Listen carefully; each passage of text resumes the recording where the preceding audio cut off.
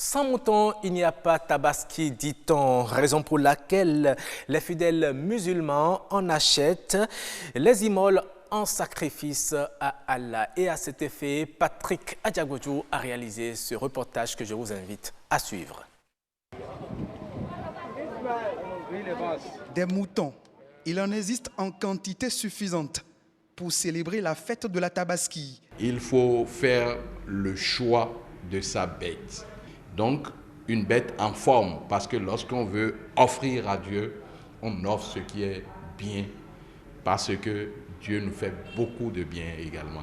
Au marché à bétail du quartier Vaudjet, les vendeurs font de bonnes affaires. J'ai vendu beaucoup, Un seul mouton, il y a combien? Bon, un seul mouton, il y a un mouton pour 40 000, il y a un mouton pour 50 000, il y a pour 35 000 aussi. Il n'y a pas mouton pour 20 000, 15 000? Il n'y a pas mouton 15 000, il n'y a pas mouton 20 000. Les enclos sont garnis de moutons. Ils ont dépayé 80, ils ont dit depuis 75, 75 les deux, là, 120 000, 150 000 plutôt. C'est beaucoup pour toi? On est obligé de tuer. Comme c'est la fête, une fois en passant. Mais vous faites sortir l'argent, on va voir.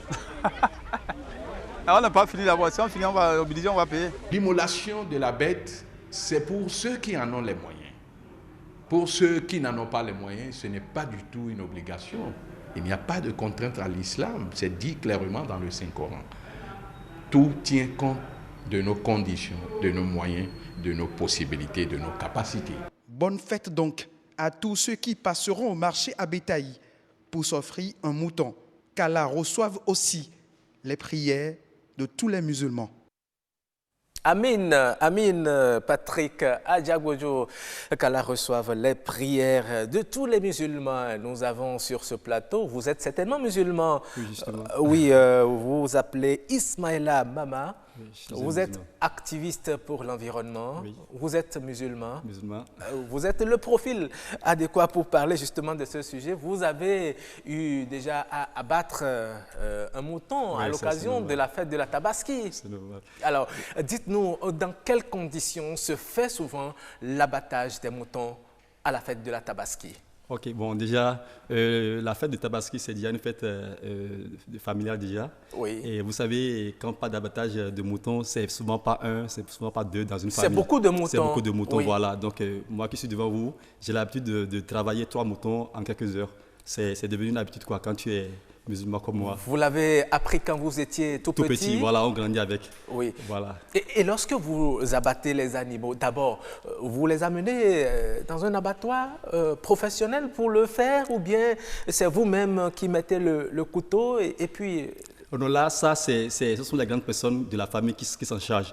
On choisit parmi la famille une personne qui est plus, bon, qu'on peut considérer comme une alpha. Oh, okay. Donc, parce qu'avant d'immoler le mouton, il y a des prières à faire.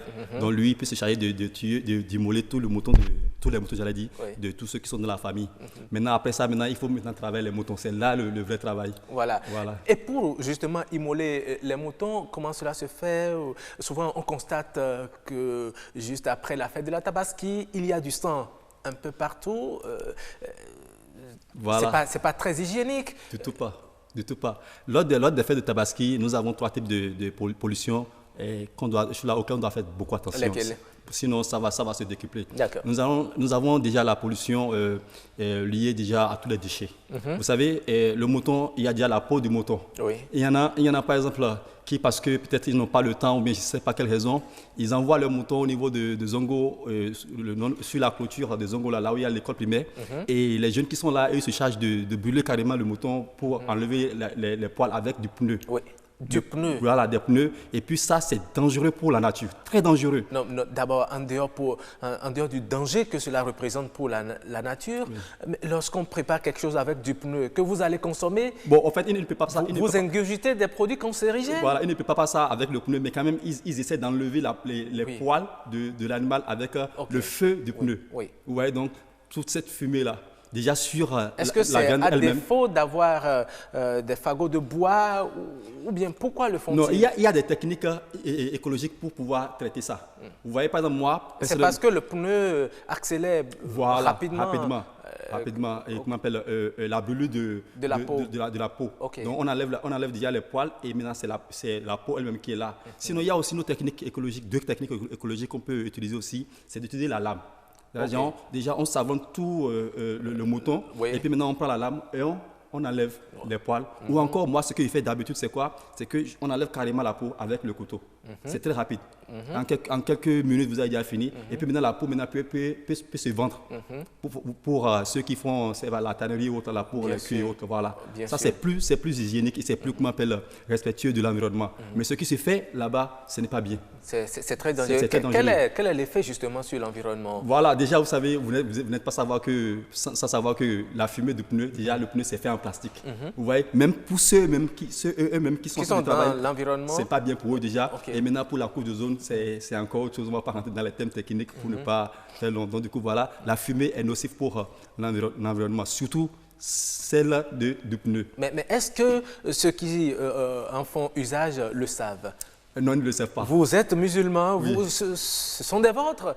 Est-ce que vous les sensibilisez? On essaie de le faire, même si des fois on nous trouve tellement bizarre. Vous savez, nous qui sommes activistes écologiques, on n'est pas vraiment bien compris parce qu'on se dit, mais ceux-là, c'est comme s'ils sont d'un autre monde, quoi. Donc quand tu viens avec certains discours vers ceux-là, et ils ne peuvent pas ça vite, mais avec le temps, ça va prendre. Ça veut dire qu'à cette fête-là encore, on va voir des gens qui vont brûler des pneus bien sûr. Pour pouvoir... bien sûr. Et j'en appelle à la police républicaine de faire un tour au niveau de Zongo sur la clôture pour interdire ce genre de trucs. Parce que nous, ça nous interpelle.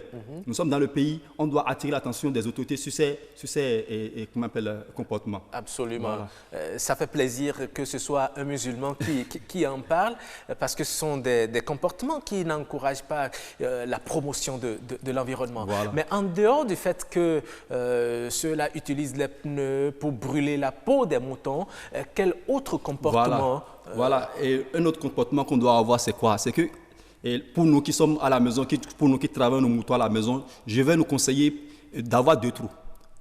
Deux trous. Le premier trou va servir à récupérer l'eau qui a servi à laver la viande dans un autre trou. Et le second trou servira à mettre dedans tout ce qui est solide. C'est-à-dire les entrailles du mouton qu'on ne veut pas manger, on les met dedans. Pourquoi? Parce que quand je dirais même 3 trous.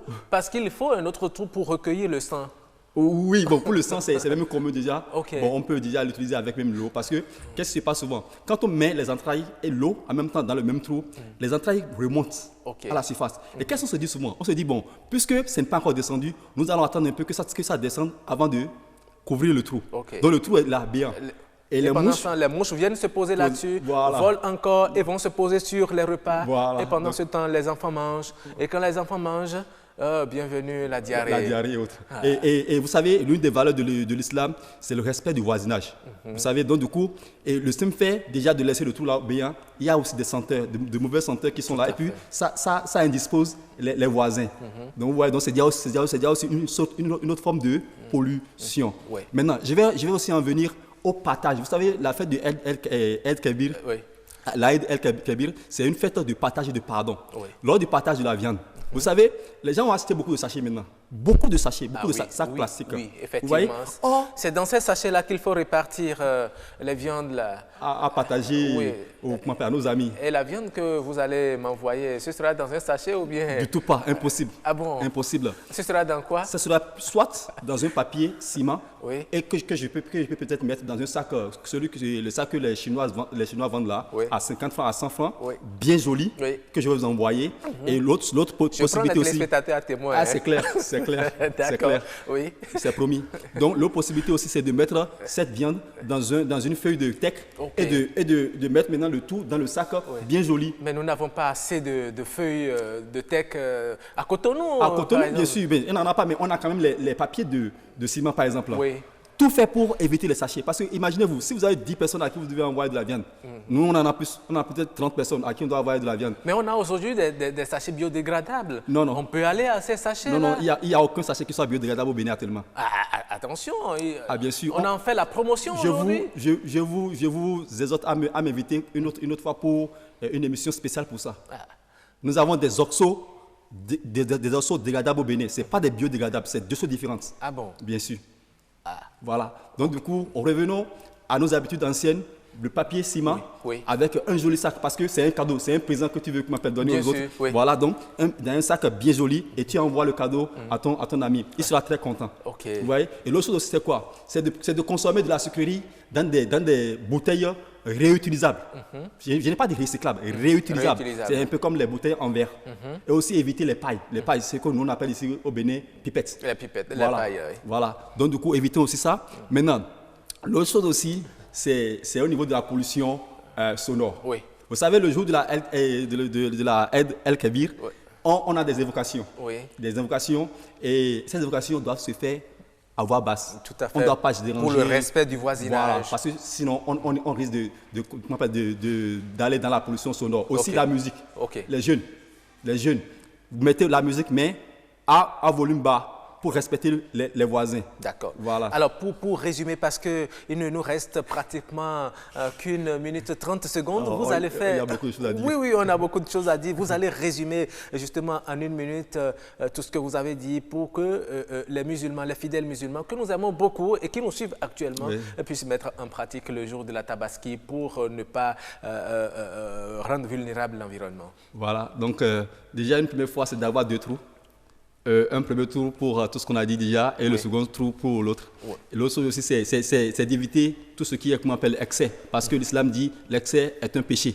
Donc, l'excès est synonyme aussi de gaspillage. Et dès qu'il y a gaspillage, il y a forcément des déchets, beaucoup plus de déchets à gérer, ce qui est compliqué pour l'environnement. Vous voyez? Donc, si tous ces principes sont respectés, je pense que la fête sera très belle. Absolument. Et la fête, elle sera très belle. Merci d'être passé dans cette émission. Ismaïla c'est un grand plaisir pour moi. Mama, je rappelle que vous êtes un activiste écologiste. Vous avez donné assez de conseils aux fidèles musulmans pour qu'ils ne salissent pas l'environnement. L'environnement dans lequel nous vivons, il faut le protéger, il faut le rendre vraiment sain. Merci à vous.